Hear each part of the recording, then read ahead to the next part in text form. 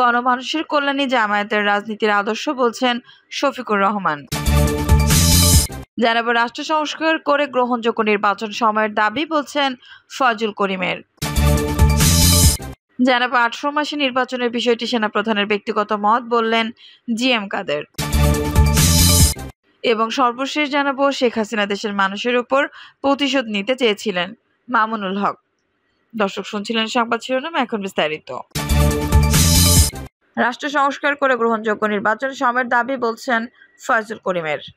ইসলামী আন্দোলন বাংলাদেশের সিনিয়র নায়েবে আমির মুফতি সৈয়দ মোহাম্মদ ফজল করিম বলেছেন, 5 আগস্ট বিজয়ের পর সে আগের মতো দখলদারি, চাঁদাবাজি ও ধ্বংসযজ্ঞ শুরু করেছে একটি গোষ্ঠী।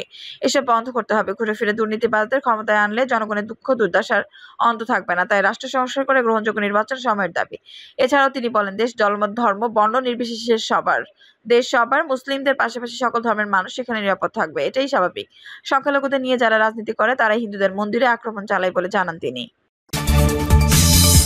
গণমানুষের কল্যাণে জামায়াতের রাজনীতির আদর্শ বলছেন শফিকুর রহমান। বাংলাদেশ জামায়াত ইসলামী আমির ডক্টর শফিকুর রহমান বলেছেন, জামায়াত মেইন সাবজেক্ট হচ্ছে মানবতা। গণমানুষের অধিকার প্রতিষ্ঠা, তাই মানবতাকে টুকরো টুকরো না করে যে কোনো মূল্যে ঐক্যবদ্ধ করতে হবে। সব শ্রেণী পেশার মানুষের প্রতি আহ্বান জানায় তিনি। বলেন, গণমানুষের কল্যাণই জামায়াতের রাজনীতির আদর্শ ও মূল মন্ত্র। তাই জামায়াতের নেতাকর্মীরা সবসময় মানুষের কল্যাণে নিরলস কাজ করে যাচ্ছেন।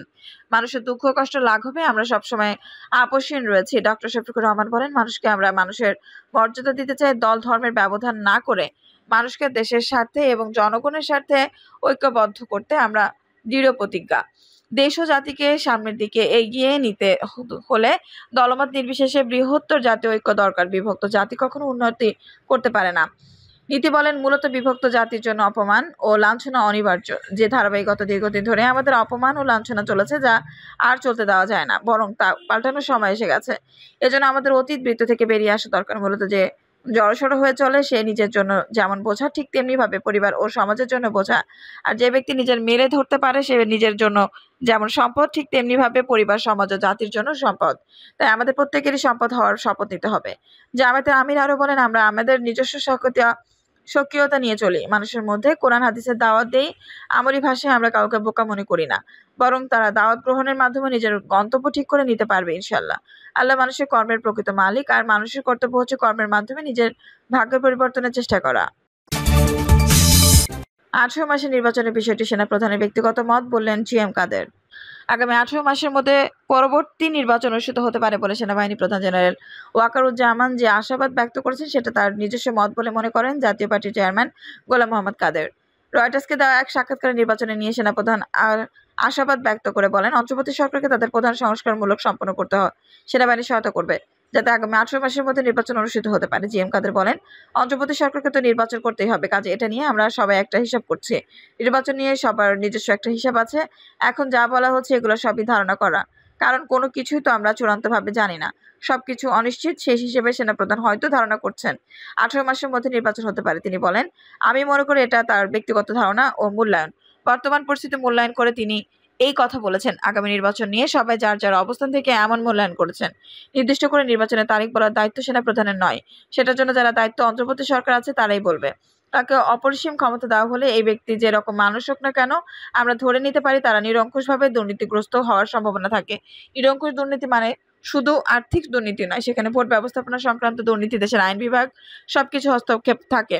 সেজন্য আমি মনে করি আগে আমাদের সংবিধান ঠিক করতে হবে। যাই হোক না কেন, দেশের অন্তর্বর্তী সরকারকে তাদের প্রধান সংস্কারমূলক সম্পন্ন করতে সেনাবাহিনী সহায়তা করবে। সেনাপ্রধান এমন বক্তব্য প্রসঙ্গে জাপা চেয়ারম্যান জিএম কাদের বলেন, আরেকটা বিষয় এসেছে। অন্তর্বর্তী সরকারকে সমর্থন করা নিয়ে বিগত সরকার প্রধান সাবেক প্রধানমন্ত্রী শেখ হাসিনা যখন চলে গেছেন ভারত, তখন শূন্যতার মধ্যে পড়ে তিনি। সেনাপ্রধান আমাদের ডাকলেন, রাষ্ট্রপতির কাছে গেলেন, সেখানে সবার সঙ্গে অনেক আলাপ আলোচনার মাধ্যমে ঠিক হলো একটা অন্তর্বর্তী সরকার হবে।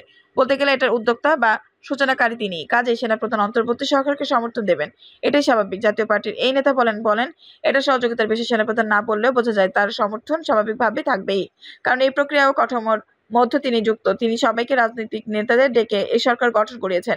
কাজে স্বাভাবিক ব্যাপার এনে এখানে তিনি সর্বাত্মক সহযোগিতা দেবেন। নির্বাচনের সুষ্ঠু করার জন্য সংশ্লিষ্ট যেসব প্রতিষ্ঠান আছে সেগুলো ঠিক করতে হবে, তারপরে নির্বাচন হোক, এটাই আমরা চাই। এসব ঠিক না করে যদি তাড়াহুড়া করে নির্বাচন করি তাহলে সেই নির্বাচনের ফলাফল ভালো হবে না। তখন এই সহস্র আন্দোলন, এত মানুষের রক্তপাত সবকিছু বৃথা যাবে। নির্বাচন প্রসঙ্গে জি এম কাদের বলেন, আমরা অতীতে ভালো নির্বাচন দেখেছি। ভালো নির্বাচন হলেও ভালো সরকার দেশ পরিচালনায় আসেনি। আবার ভালো নির্বাচনের পরে গঠিত সরকার ক্ষমতা অপব্যবহার করবে, পরবর্তীতে নির্বাচনে হস্তক্ষেপ করতেও দেখেছি। সংবিধানে সরকার প্রধানকে অপরিসীম ক্ষমতা দেওয়া হয়েছে। উল্লেখ করে জাবা চেয়ারম্যান বলেন, লর্ড অ্যাক্টনের একটা কথা আছে, সকল ক্ষমতায় দুর্নীতিগ্রস্ত। নিরঙ্কুশ ক্ষমতা নিরঙ্কুশভাবে দুর্নীতিগ্রস্ত। কাজেই কাউকে অপরিসীম ক্ষমতা দেওয়া হলে ওই ব্যক্তি যেরকম মানুষ হোক না কেন, আমরা ধরে নিতে পারি তার নিরঙ্কুশভাবে দুর্নীতিগ্রস্ত হওয়ার সম্ভাবনা থাকে। নিরঙ্কুশ দুর্নীতি মানে শুধু আর্থিক দুর্নীতি নয়, সেখানে ভোট ব্যবস্থাপনা সংক্রান্ত দুর্নীতি, দেশের আইন বিচার ব্যাপক সবকিছু হস্তক্ষেপ থাকে। সেজন্য আমি মনে করি আগে আমাদের সংবিধান ঠিক করতে হবে। নির্বাচনকে সুষ্ঠু করার জন্য সংশ্লিষ্ট যেসব প্রতিষ্ঠান আছে সেগুলো ঠিক করতে হবে, তারপরে নির্বাচন হোক, এটাই চাই আমরা। এসব ঠিক না করে যদি তাড়াহুড়া করে নির্বাচন করি তাহলে সেই নির্বাচনের ফলাফল ভালো হবে না। তখন এই সহস্র আন্দোলন, এত মানুষের রক্তপাত সবকিছু বেঁচে যাবে। পরবর্তীতে এর সুফল জনগণের কাছে পৌঁছে দিতে পারবো না।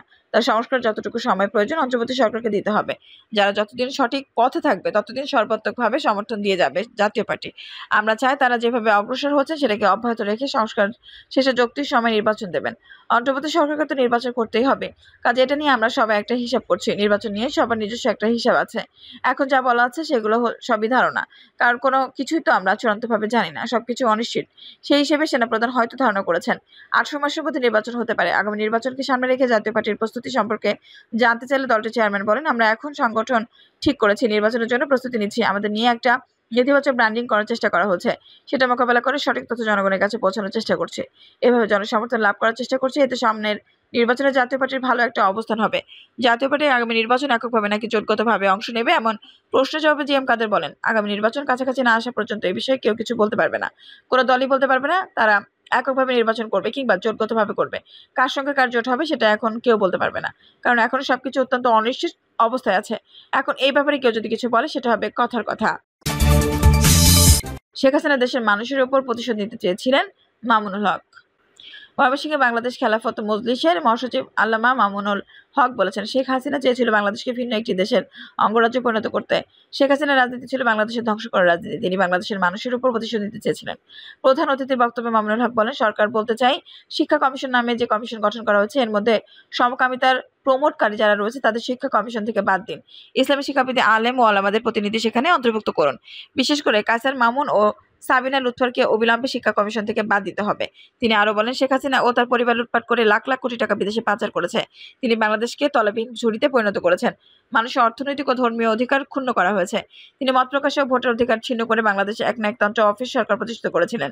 মামুনুল হক বলেন, বিগত আওয়ামী লীগ সরকার সময় দেশের প্রতিটি জেলায় কোরআনের মাহফিলের 144 ধারা জারি করে সমাবেশ বাধাগ্রস্ত করেছে। সরকার আমার প্রতিটি জেলায় মাহফিল বন্ধ করে দিয়েছে। আমরা যাতে মাহফিলে পৌঁছাতে না পারি সেজন্য রাস্তায় ব্যারিকেড দিয়েছে।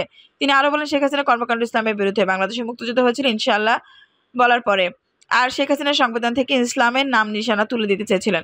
তিনি বাংলাদেশের সমকামিতার, ট্রান্সজেন্ডার এগুলোকে স্বীকৃতি দিয়েছেন। তিনি হুঁশিয়ারি উচ্চারণ করে বলেন, শেখ হাসিনাকে উৎখাত করেছি কোনো ইসলাম বিদ্বেষী সরকার প্রতিষ্ঠা করার জন্য নয়।